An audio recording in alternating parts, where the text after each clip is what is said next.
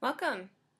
This is Course 4, Neuromotor Function and Social Cognition, Week 6, a neurodevelopmental lens, putting new knowledge to work.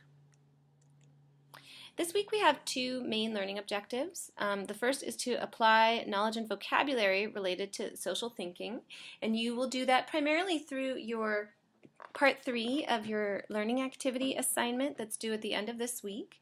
And in that assignment, you'll be asked to draw on your knowledge of your target students' affinities, strengths, and challenges in the areas of social cognition and neuromotor function in particular, but not exclusively, in order to identify demands embedded in lessons or learning tasks and to modify or create a lesson or learning task that would be most supportive of that student. And your second learning objective is to think about your knowledge of social thinking in the context of the other constructs.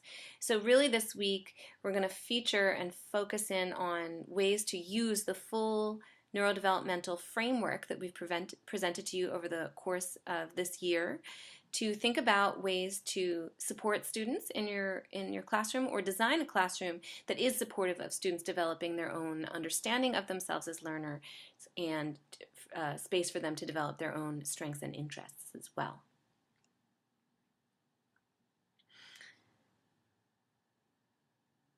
So in the next two slides, I'm going to offer you a set of guiding principles for adopting this kind of strength-based approach to supporting students using the neurodevelopmental framework that we've presented.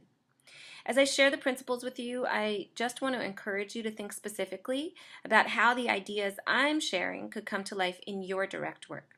So you might want to ask yourself a few questions. One might be, what would this idea look like in my classroom? Another, are there ways I could modify my own existing routines to emphasize a more strength-based approach to teaching and learning? And which activities or tasks might you think of that would help to advance these ideas? Those are just things to keep in mind as I'm sharing these principles with you on the next two slides, because it can be very helpful to bring them to life through thinking about them in terms of your actual practice and work with kids. Okay. So the ideas on this slide are focused on developing positive mindsets for learning, and I'm going to talk a little bit about each one in order. So the first is something that came up when we were talking about neuromotor function initially in the first 3 weeks of the course, and that's really about embracing neurodevelopmental diversity.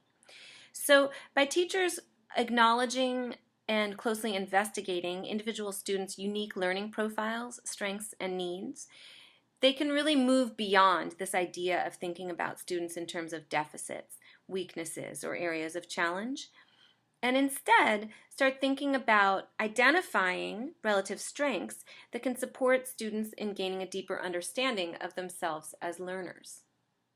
So by taking that mindset approach to the classroom, it's amazing how those strengths that students do have, even within a student who has severe challenges that present in terms of accomplishing learning tasks, those students have strengths as well. And by focusing in on identifying them, a lot of kind of new ideas for ways to support a student in strengthening their strengths or in strengthening areas of weakness are available and made available. So with this idea of a positive mindset for learning, it can begin with embracing neurodevelopmental diversity and then focus in on strengthening student strengths and strengthening students' weaknesses. In addition, the idea of cultivating students' interests and affinities is really important because it offers students opportunities to develop their own expertise and skill. And this is important for all children, but really especially for those with significant struggles, because gaining mastery in an area of interest can be so crucial for persistence through challenging tasks and for interest in participating in school and being a part of the learning activities that are going on in general. Okay. On this slide, we're really going to think about the ideas of specificity and observation. So as we've started to talk about in terms of thinking about which construct might be most at play with a student's struggle, something that can be extremely helpful when thinking about these constructs in the full neurodevelopmental framework is to think about labeling the phenomena as opposed to people.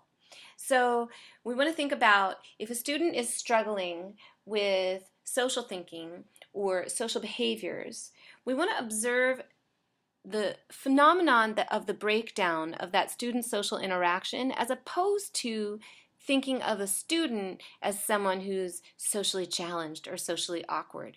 The reason is if you think about the phenomena instead of the person, it starts to make available thinking about the connection between the assigned task, for example, as we were talking about last week, choices for grouping, pairing, and the demands embedded in group work. You can start to think about the way those demands connect with a student's skills and interests, and think about it in terms of it as a phenomenon of learning as opposed to a student who's not able to connect socially.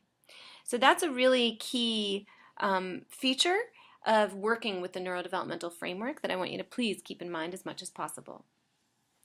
These other next two bullet points, helping learners learn about learning and demystification, are really connected ideas, and they're also extremely important for students to be able to build up their own sense of competence, independence, and mastery in the classroom, not just during the time that they're in your classroom, but moving forward for themselves as learners in life.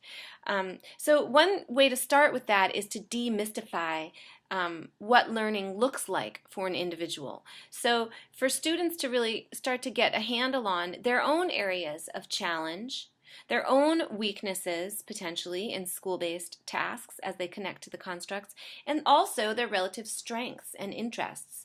So the more that students themselves can learn about what works for them, what doesn't work for them, the kinds of supports that are helpful, the kinds of tasks that are most challenging, and to the extent that they're able to start to articulate that with you, with their family, and to be able to articulate that moving forward, that really starts to build up a sense of independence for them that they're going to be able to carry with them throughout their lives. Related to those two ideas is this notion of a collaboration among professionals, parents, and students. And I believe we talked about this in the early weeks of the course when we were talking about bypassing neuromotor challenges or working on those challenges, and do we want to use technology supports for students with a graphomotor weakness, or do we want to practice writing? And having a shared agreement among professionals, parents, and students about the courses of action that are most supportive for a student can make a huge impact in supporting a student's development and growth. Whereas without collaboration, it can even happen that the ideas and suggestions among professionals, parents, and sometimes students, but mostly professionals and parents, can conflict. And in those cases, that can make things actually more difficult for a student when there are multiple adults making an effort to support a student, but those efforts are not aligned. It can actually have the reverse effect, right, of making life much more challenging. So by thinking about getting really specific and observing students in what they're capable of and challenged with, we can start to open up the ideas of gaining the ability to really articulate what's going on and design tasks that address students' learning needs. And finally, on this slide, I'm going to just talk for a couple minutes about the idea of being a charismatic adult in the lives of young people, and this will be reflected in your assigned reading for this week, which is called A Therapeutic Environment Called School, and it's written by Dr. Robert Brooks. It's a short reading, but I believe it's quite powerful. And he introduces this idea of a charismatic adult in that reading, and it's really defined very simply as an adult from whom a child or adolescent is able to gather strength. The thing that's important about this idea of being a charismatic adult is that it highlights the opportunities that educators have to become an empowering presence for the students with whom we work. So through a classroom interaction, a conversation in the hallway, or as an adult involved in some area of affinity or relative strength, like an after-school program or sports, we can become these adults that are really sources of strengths for students, particularly students with significant struggles and challenges, but for all students in general. And with that in mind, it's helpful to start approaching school and thinking about school itself as a potentially therapeutic environment that can help students build their strengths, their confidence, and inspire them to persist and move forward in their learning aggressively and with verve. So the thing about that I think is important to think about as teachers is that there are these micro interactions that happen ongoingly throughout the day. So, there's opportunities when students face challenge or when they face success for adults to really offer supports to students as an individual and a learner that matters. And so starting to think of yourself as through the interactions that you have with kids as an important figure for them can open up these ideas of what it might look like to be a charismatic adult from whom they derive strength. And I find personally that notion of being that person for kids is really helpful for knowing in those moments of difficulty with students what to say and how to be with them. When you think about the gravity of your words in relationship to them, it starts to help you think of ways to support students by helping them build up their own strengths and knowledge of themselves as people that matter and also people that have things to work on, as we all do. Okay. And finally, for this week, you have 2 assignments. You have a discussion forum based on your reading, A Therapeutic Environment, called School. So you'll get a chance to interact with other colleagues about their perspectives on school as this kind of environment that can support more than just the learning objectives of lessons and curriculum.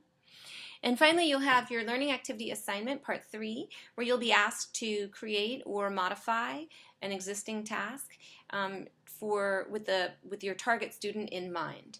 And I highly encourage you to think about ways to modify tasks or to offer activities that would support your target student but also would have value for the class as a whole, so that you can have a chance to look for ways to address your whole class that you're teaching through attention to the particular needs of students in the room.